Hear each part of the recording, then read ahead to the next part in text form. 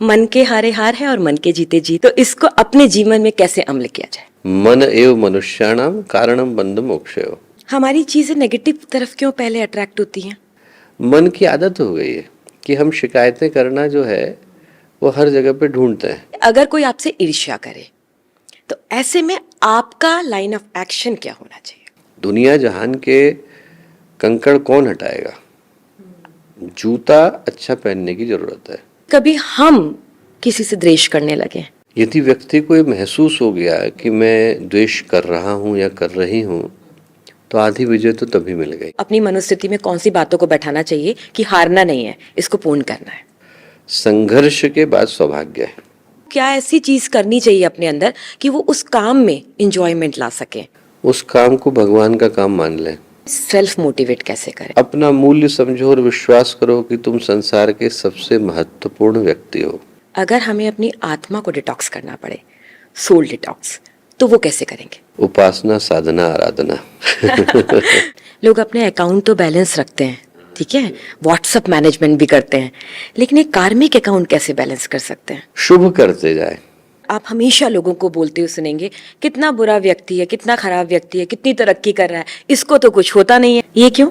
हमने ये देखा कि वो व्यक्ति आज किस स्थान पर खड़ा है, पर ये नहीं देखा कि उस स्थान पर वो कौन सी यात्रा को करके आया है। सफलता और असफलता में व्यक्ति को कौन सी एक बात हमेशा स्मरण में रखनी चाहिए? मुस्कुराते रहो।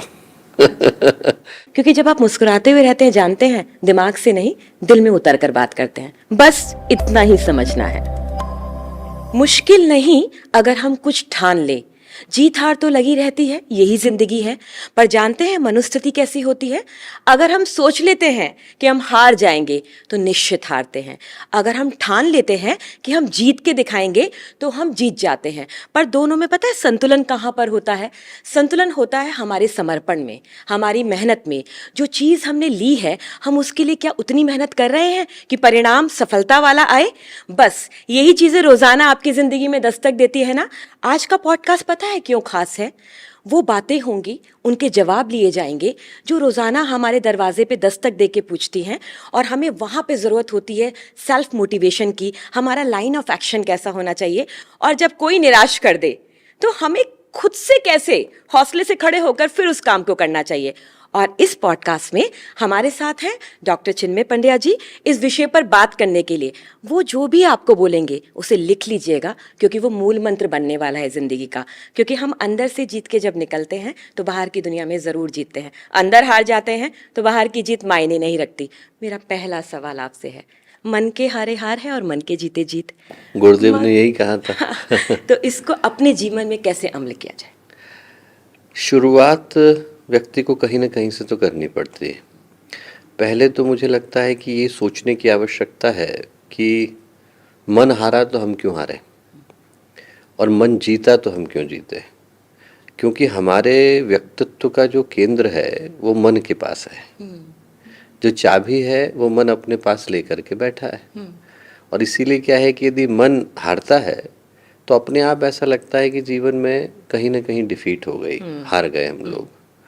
और उसको जगाने के लिए भी शुरुआत वहीं से करने की आवश्यकता होती है। आइंस्टाइन ने एक बड़ा प्यारा स्टेटमेंट दिया था कि जिस कॉन्शियसनेस से प्रॉब्लम्स आती हैं उसी कॉन्शियसनेस से सॉल्यूशंस भी आते हैं। राइट। तो यदि मन बंधन का कारण है, हारने का कारण है, तो वो जीत का भी कारण है। हाँ। मन एव मनुष्याणाम कारणम बंध मोक्षयो। उसी मन के बंधने से बंधन है, उसी मन के खुलने से मोक्ष है। और यदि उस मन को हमें संतुलित करना हो, उसको शांत करना हो, उसके अंदर विश्वास को जगाना हो, तो उस विश्वास को जगाने के लिए छोटे छोटे सूत्रों से बात को शुरू करना चाहिए। पहला तो मुझे लगता है कि एक जो समस्या होती है कि मन टूटा क्यों, हारा क्यों, थका क्यों। टूटा इसलिए, हारा इसलिए, थका इसलिए कि हमने अपने आप से एक्सपेक्टेशन जरूरत से ज़्यादा कर ली।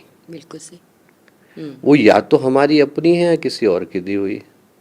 अब यदि मेरी क्षमता यहाँ की है पर मैं चाहता यहाँ का हूँ, तो ऑब्वियसली जो नहीं मिलेगा वो व्यक्ति को दुख देगा। बिल्कुल। हम लोग बॉम्बे में थे तो एक सज्जन आए, वो इंडस्ट्रियलिस्ट थे, बोले कि भैया इस बार हमें बिजनेस में बहुत लॉस हुआ है। तो मैंने कहा कितने का हुआ? तो बोले 1 करोड़ का हुआ। तो मैंने कहा अरे काफ़ी हो गया, अगली बार ईश्वर पूरा करेंगे। तो उनकी पत्नी बोली इनकी बात को आप मत सुनना, बोले 15 करोड़ का फायदा सोच के बैठे थे, 14 करोड़ का फायदा हुआ है। तो मन ऐसा है कि 15 करोड़ के फायदे में यदि 14 करोड़ का फायदा हुआ तो उसे 1 करोड़ का नुकसान नजर आता है। तो पहली बात तो यह है कि मन ने किसको हार मानी और किसको जीत मानी। हमारी चीजें नेगेटिव तरफ क्यों पहले अट्रैक्ट होती हैं? मन की आदत हो गई है कि हम शिकायतें करना जो है वो हर जगह पे ढूंढते हैं। तो मुझे लगता है जब सॉल्यूशन की बात करते हैं तो पहला तो यही है कि व्यक्ति अपने जीवन का एक मूल मंत्र ये बनाए कि हम समस्या का नहीं समाधान का हिस्सा बने। बिल्कुल। गुरुदेव के पास क्या हुआ कि एक बार एक व्यक्ति गए और वो बार बार किसी की शिकायत लेकर के गए। तो जब बार बार लेकर के गए तो गुरुदेव ने उनसे एक बहुत प्यारी बात कही। उन्होंने कहा देख ऐसा है बेटा, बच्चों में और बड़ों में वैसे तो बहुत सारे अंतर हैं, पर एक बड़ा महत्वपूर्ण अंतर है। बोले देख बच्चों के पास दाढ़ी मूछ नहीं, बच्चों के बड़ों के पास है। बच्चों के पास पैसा नहीं है, बड़ों के पास है। बच्चों के पास परिवार नहीं है, बड़ों के पास है। जॉब है, नौकरी है। बोले बच्चों के साथ यदि कोई घटना घटती है तो वो सबसे पहले दौड़ करके अपनी मम्मी के पास जाते हैं कि देखिए ऐसा घट गया, आप कुछ करो। बड़ा आदमी ऐसा करेगा तो अजीब लगेगा। बोले बड़ा बनता है जब वो अपनी समस्याओं को सुलझाना जानता है। सिर्फ यदि हम कंप्लेन कर रहे हैं तो वाइनिंग है, पर यदि हमारे पास सॉल्यूशन है तो हम एडल्ट बन गए। तो जो मूल मंत्र है वो ये कि हमें अपनी जिंदगी में समाधान परक नजरिए को अपनाने की आवश्यकता है। प्रॉब्लम्स तो हैं, ऐसा किसी का जीवन ही नहीं जिसके पास प्रॉब्लम नहीं है। तो पहला तो ये सोचें कि हम लोग किस तरफ खड़े हैं, शिकायतों की तरफ खड़े हैं कि समाधान की तरफ खड़े हैं। अब यदि व्यक्ति अपने जीवन में सिर्फ शिकायतें ही ढूंढ रहा है, मम्मी पापा ने ये नहीं किया, टीचर ने ये नहीं किया, सरकार ने ये किया, भगवान ने ये नहीं किया, तो जिंदगी तो बोझ के नीचे दब गई ना। बिल्कुल। मनहूसियत छा जाएगी। व्यक्ति के जीवन में अच्छा घटेगा क्या?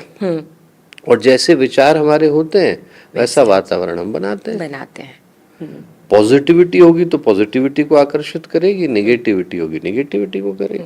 आज के पॉडकास्ट में मैं आपसे ना बहुत ऐसे सवाल करने के लिए बैठी हूँ जो हर इंसान के मन में है, पर वो बोलना नहीं चाहता क्योंकि उसको लगता है लोग उसे जज करेंगे। जैसे अगर कोई आपसे ईर्ष्या करे तो ऐसे में आपका लाइन ऑफ एक्शन क्या होना चाहिए? पहला तो उससे प्रभावित ना हो, क्योंकि यदि प्रभावित हो गए तो हमने ईर्ष्या को विजय प्राप्त करने का अवसर दे दिया। जीती गई वो तो। दूसरा मुझे लगता है कि समझने की कोशिश करें कि उस ईर्ष्या का स्रोत कहाँ से है, आ कहाँ से रहा है, कारण क्या है। और उसके रिस्पॉन्स में ये ध्यान रखें कि न तो हम स्वयं को छोटा समझाने की कोशिश करें। कई बार लोग क्या करते हैं कि दूसरे की जेलसी को जस्टिफाई करने के लिए खुद छोटे होने की कोशिश करते हैं, या फिर उसको छोटा करने की कोशिश करता है। तो मुझे लगता है न विवश होने की आवश्यकता है और न विवश करने की आवश्यकता है।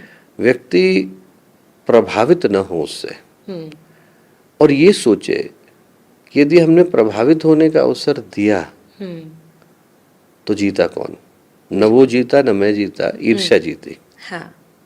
जैसा भगवान बुद्ध का घटनाक्रम आता है, वो बैठे थे ध्यान में, एक आसुरी शक्ति थी जिसका नाम आता है मारा, और मारा ने उनके मन को विचलित करने के लिए बहुत प्रहार किए।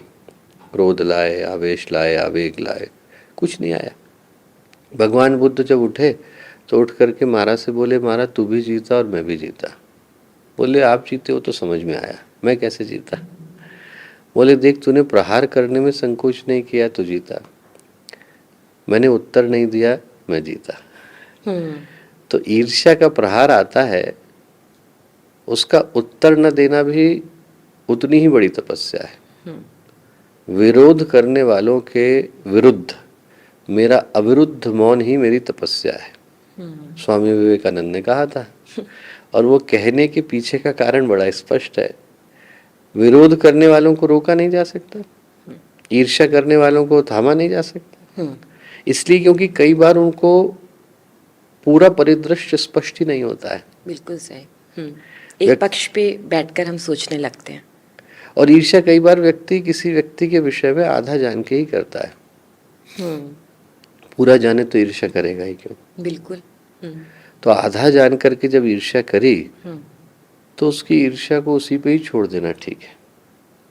अच्छा, मतलब आपने वो मंत्र दे दिया कि नजरअंदाज करें और अपना अपना जो भी आपका काम है वो आप करें। युवाओं में ज्यादा है, क्योंकि मैं ये एक प्रश्न मैं इसलिए कर रही हूँ कि जब कॉर्पोरेट की लाइफ है, ऑफिस में लोग जाते हैं, तो ये चीजें उनके अंदर होती हैं, लेकिन इस बात को ना वो एडमिन में कह सकते हैं ना एचआर में, क्योंकि उनको ऐसा लगता है कि बोलेंगे तो कहीं ऐसा ना हो कि हमें उस चीज का कुछ और प्राप्त हो। और अब तो परिदृश्य बदल ही गया है। हाँ। पहले इंटरनेट कहाँ था, अब तो व्यक्ति को यदि अपनी ईर्ष्या प्रदर्शित करनी है तो करने के लिए उसको दूसरे व्यक्ति से मिलने की भी जरूरत नहीं है। पहले तो ये था कि मुलाकात होती थी, दूसरे के चेहरे को, दूसरे के भावों को देखकर समझकर आप जानते थे कि इसको मेरे प्रति ईर्ष्या है। अब तो उतने की भी आवश्यकता नहीं, व्यक्ति को इंटरनेट पर एक मैसेज ही भेजना है। राइट। तो आज की तारीख में तो जो हम लोगों के संबंध हैं वो इंटरनेट पर मनोभावों के माध्यम से निर्मित हो रहे हैं, वर्चुअल बॉन्डिंग से। हाँ। तो ऐसी स्थिति में व्यक्ति को और भी ज्यादा अपनी स्वयं की साइकोलॉजिकल इम्यूनिटी को स्ट्रांग बनाने की जरूरत है।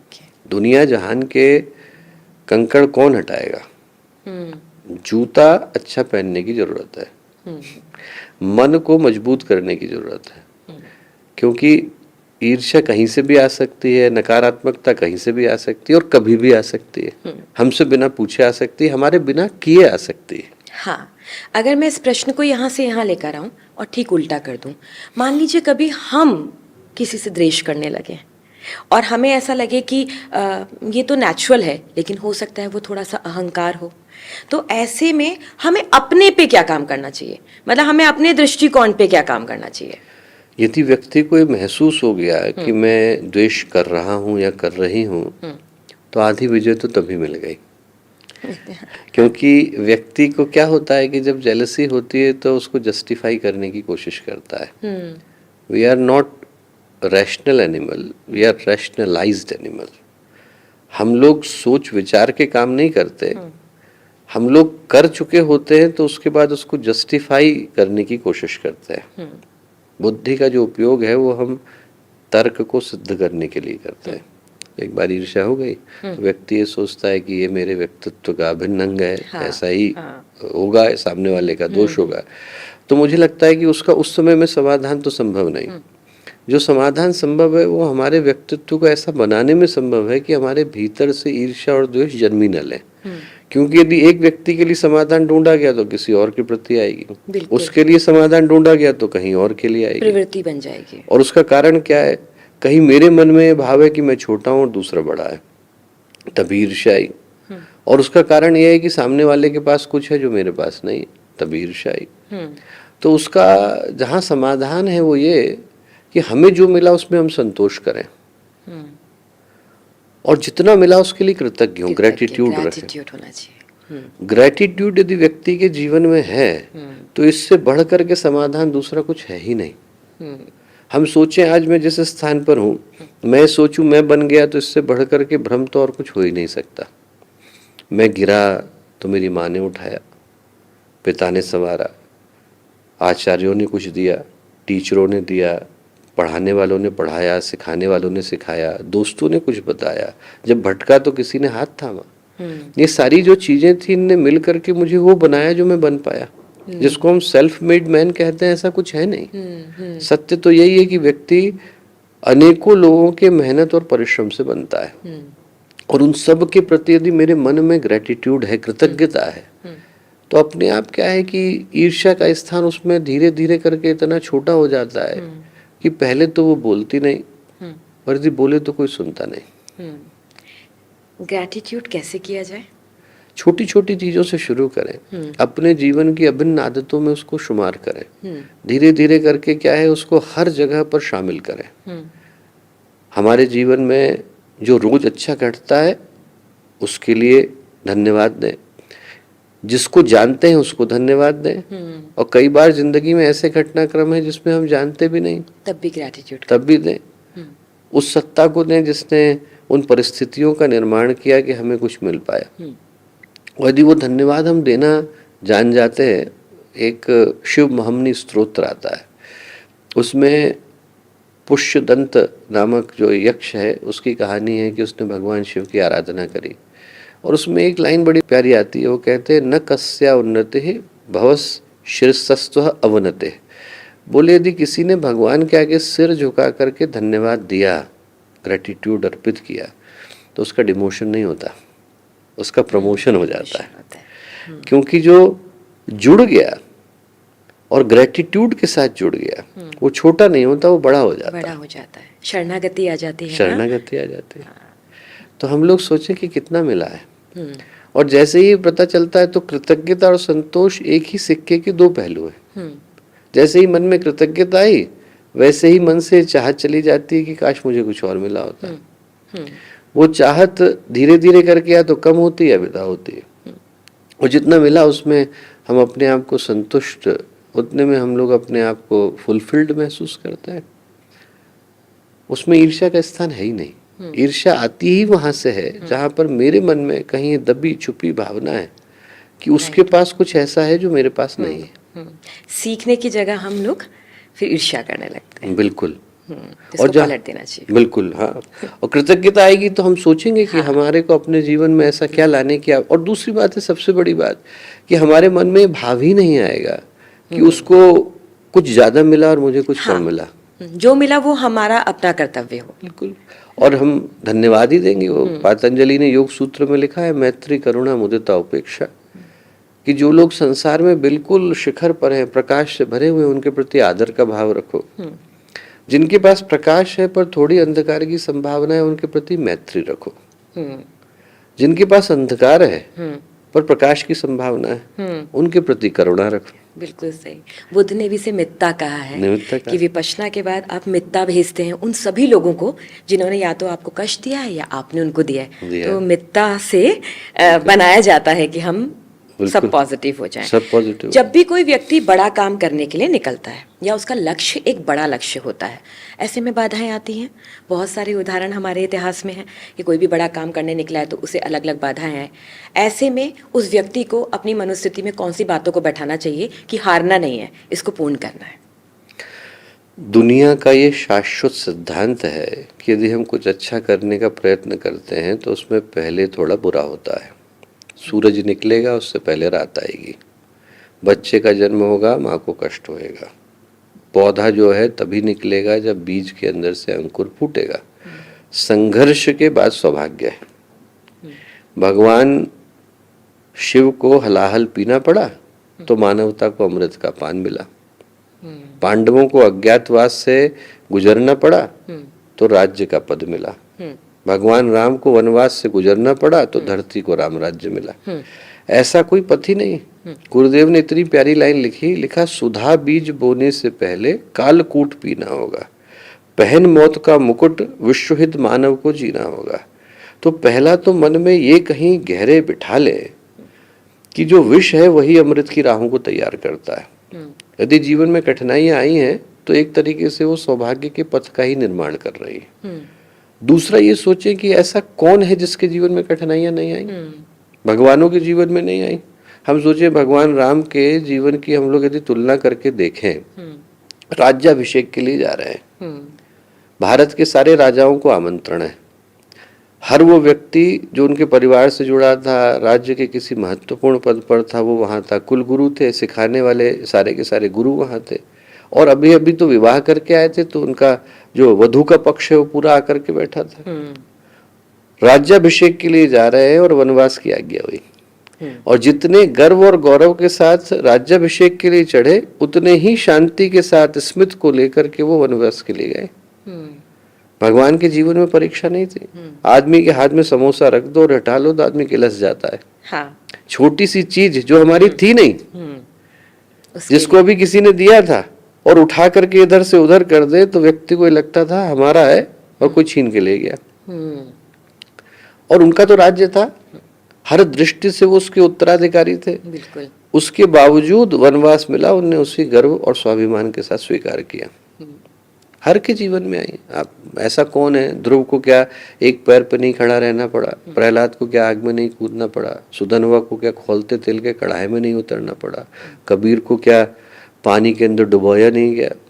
इनसे ज्यादा बड़ी परीक्षाएं किसकी हुई होंगी। सत्यवादी हरिश्चंद्र की हम बात करते हैं, यदि हमारे जीवन में वही परिस्थितियां आए तो व्यक्ति के लिए संभालना मुश्किल हो जाएगा। तो पहला तो ये सोचें कि जो कष्ट है वो सौभाग्य की राहों को प्रशस्त कर रहा है। दूसरा ये सोचे कि ऐसा कोई व्यक्ति ही नहीं जिसके जीवन में कठिनाइयां ना आई हो। बिल्कुल। तो कहीं ऐसा तो नहीं कि हम कठिनाइयों को जितनी है उससे ज्यादा करके आंक रहे हैं। ऐसा तो नहीं कि हम उनको और ज्यादा मूल्य दे रहे हैं उससे ज्यादा जितना उनका मूल्य है। बिल्कुल। जब तक हम उन्हें करते नहीं हैं तब तक हम समझते ही नहीं है कि इसका समाधान भी था, पहले उसे बड़ा बनाते रहते हैं। और तीसरा, यदि असफलता आती है तो गुरुदेव ने इतना प्यारा वाक्य दिया, असफलता केवल यह सिद्ध करती है कि सफलता का प्रयास पूरे मन से नहीं किया गया। हाँ। इसका मतलब है कि अभी हमें और मन लगाने की आवश्यकता है। जो बात आप पहले बोले, मन लगाने की आवश्यकता है। मन लगता है, हो सकता है हमने किया हो, पर हो सकता है हमारा पूरा मनोयोग न रहा। और यदि न रहा हो तो दोबारा प्रयत्न करने में कोई दिक्कत नहीं। ऐसा कोई व्यक्ति नहीं जिसने अनेकों बार प्रयत्न किया। अब्राहम लिंकन 15वीं बार में राष्ट्रपति बने, 13 बार उनकी जमानत जब्त हुई। मतलब जमानत जब्त होना किसको बोलते हैं। और then he became one of the most historical presidents. तो ऐसा नहीं है, हर व्यक्ति को उस पद से कहीं ना कहीं तो गुजरना ही है। ज़्यादातर लोग जो इस समय काम कर रहे हैं बाहर या कहीं पर भी, किसी संस्थान में भी, कई बार वो सिर्फ रोज़ी रोटी के लिए और अपने परिवार के पालन पोषण के लिए करते हैं। उसमें उनका इंटरेस्ट फैक्टर या उनके अपना टैलेंट वो सोचते हैं कि वो नहीं उसको जी पा रहे हैं, पर वो काम ज़रूरी करना है क्योंकि ज़िंदगी में जीवन यापन तो करना है। ऐसे में उन लोगों को क्या ऐसी चीज़ करनी चाहिए अपने अंदर कि वो उस काम में इंजॉयमेंट ला सकें, उस काम को अच्छी तरीके से कर सके, प्रोडक्टिव वे में। उस काम को भगवान का काम मान लें। ये सोचें कि भगवान ने हमको इस स्थान पर बिठाया तो ये सोच करके बिठाया कि यही हमारी कर्म भूमि है। एक छोटी घटना है, रहीम थे, रहीम ने एक कविता लिख करके तुलसीदास जी को भेजी और ये लिखा, रहीमन इस संसार में मन चाहे करतार। कि रहीमन को संसार में रख दिया है, मन भगवान को पाने का करता है। दो घोड़े की सवारी कैसे करे सवार।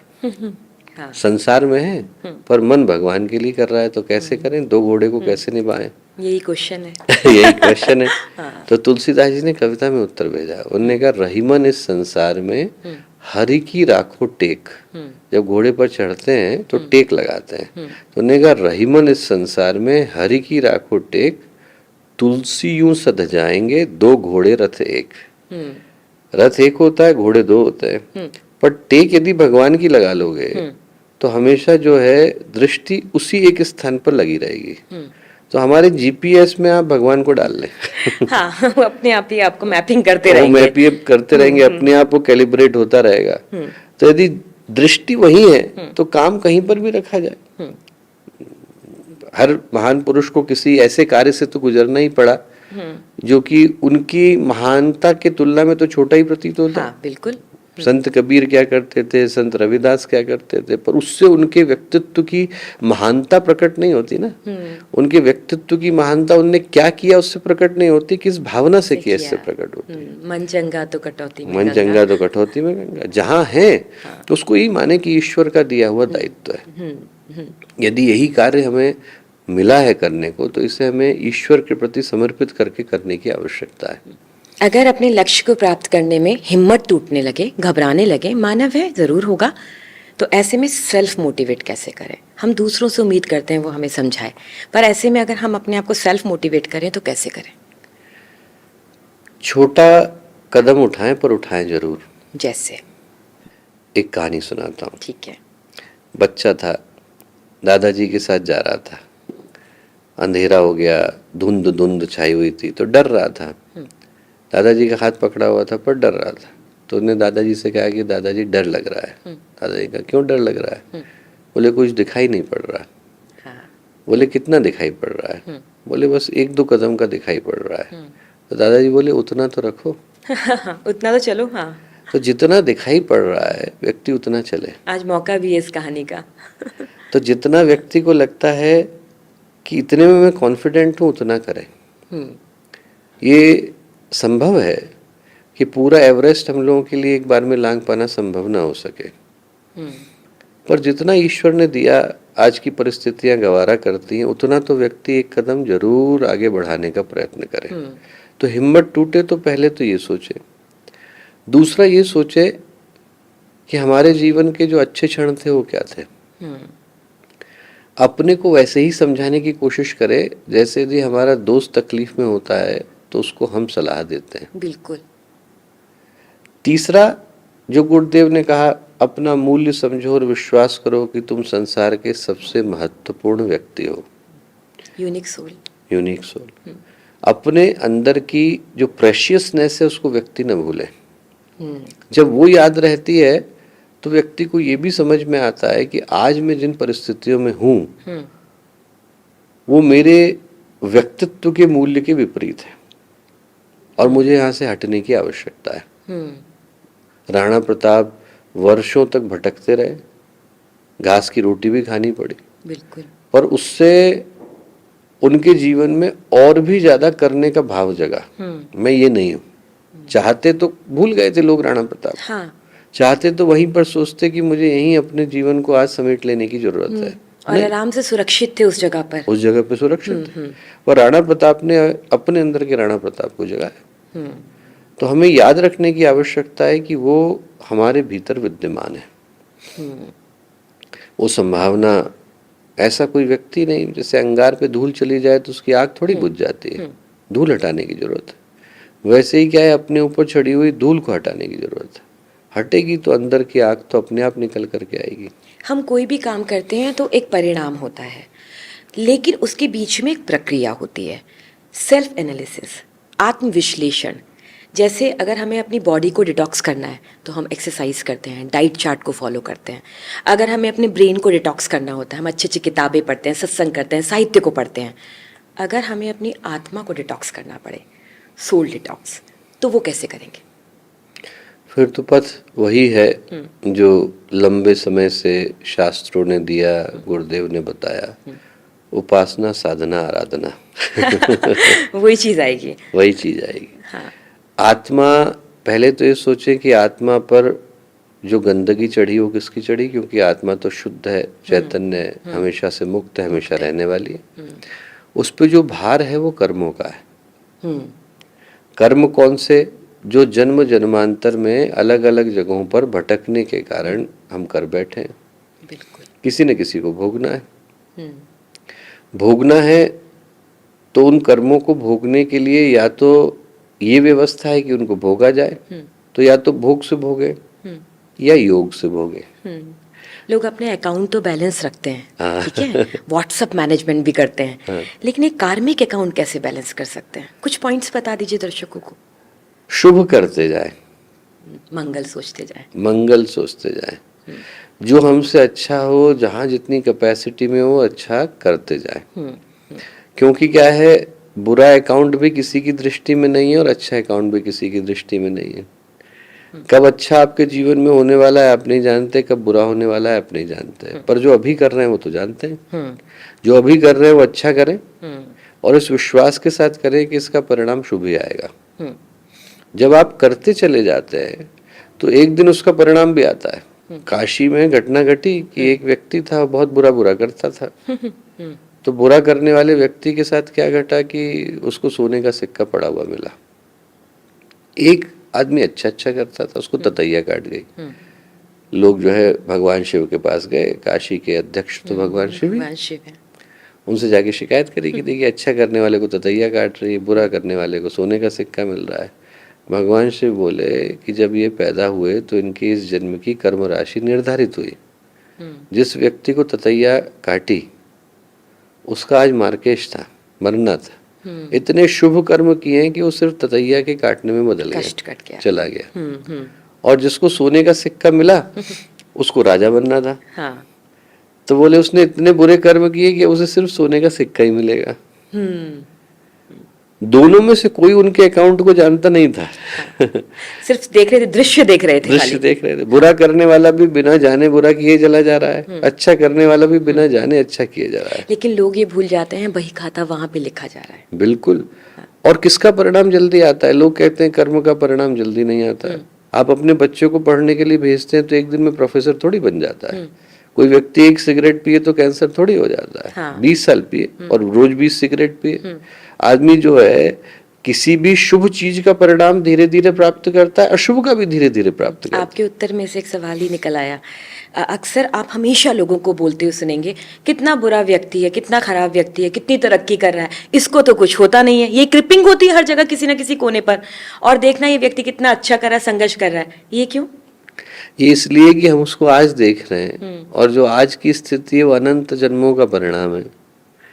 हमने ये देखा कि वो व्यक्ति आज किस स्थान पर खड़ा है, पर ये नहीं देखा कि उस स्थान पर वो कौन सी यात्रा को करके आया है। उसका पुराना पुण्य है। पुराना पुण्य है। और देखा भी तो हम इसी जन्म की यात्रा को तो देख पाते हैं। हाँ बिल्कुल। और उसमें भी हम सिर्फ वो देख पाते हैं जो हमारी दृष्टि के सामने है। हर व्यक्ति का सारा इतिहास तो किसी के सामने होता नहीं। उसने न जाने ऐसा कैसा जीवन होगा जो पर्दे के पीछे जिया होगा, जिसके विषय में किसी को पता नहीं होगा। उसका प्रारब्ध कैसा होगा, उसका प्रारब्ध कैसा होगा। तो हमें सिर्फ टिप ऑफ द आइसबर्ग दिखाई पड़ रहा है, और उससे हम पूरी चीज की व्यवस्था बनाने की कोशिश कर रहे हैं, उसका अनुमान लगा रहे हैं। तो सही पूछे तो 99% इमेजिनेशन है, 1% जो इफेक्ट है। तो उसके आधार पर तो कुछ जान पाना संभव ही नहीं। हाँ, बहुत सारे सवाल हैं, उनका तो कोई अंत हो नहीं सकता ना, वो अनंत है। लेकिन इस पॉडकास्ट का आखिरी सवाल है, और वो थोड़ा सा इसलिए भी अलग है क्योंकि हर कोई पूछता है सफलता का मूल मंत्र क्या है, सफलता का क्या है। मेरा सवाल आपसे ये है कि सफलता और असफलता में व्यक्ति को कौन सी एक बात हमेशा स्मरण में रखनी चाहिए? मुस्कुराते रहो। अच्छा। जो चीज याद रखने की आवश्यकता है, हाँ। कि जिंदगी में उतार आएंगे, चढ़ाव आएंगे, पर व्यक्ति अपने अंदर की खुशी को नहीं भूले। परिस्थितियां तो आएंगी और जाएंगी। हाँ, हाँ। जैसे धूप और छाव आती है, जैसे सूरज उगता है, ढल जाता है, जैसे खुशियां मिलती हैं, चली जाती है। भगवान ने कहा भी है, मात्रा स्पर्शास्तु कौन्तेय शीतोष्ण सुख दुखदा। जैसे मौसम बदलते हैं वैसे ही सुख और दुख भी बदलते हैं। अंदर वाले को नहीं बदलना चाहिए। अंदर वाला वही का वही रहे जैसा वो पहले था। तो गुरुदेव ने सूत्र दिया था, मुस्कुराते रहो। मैं कहता हूँ वही रखें। बात करने के लिए बहुत बहुत धन्यवाद। ठहरना क्यों है? नदी की तरह बहते चलना है, और अगर ठहरना है तो समंदर बनना है, बहुत गहरा और बहुत शांत अंदर से।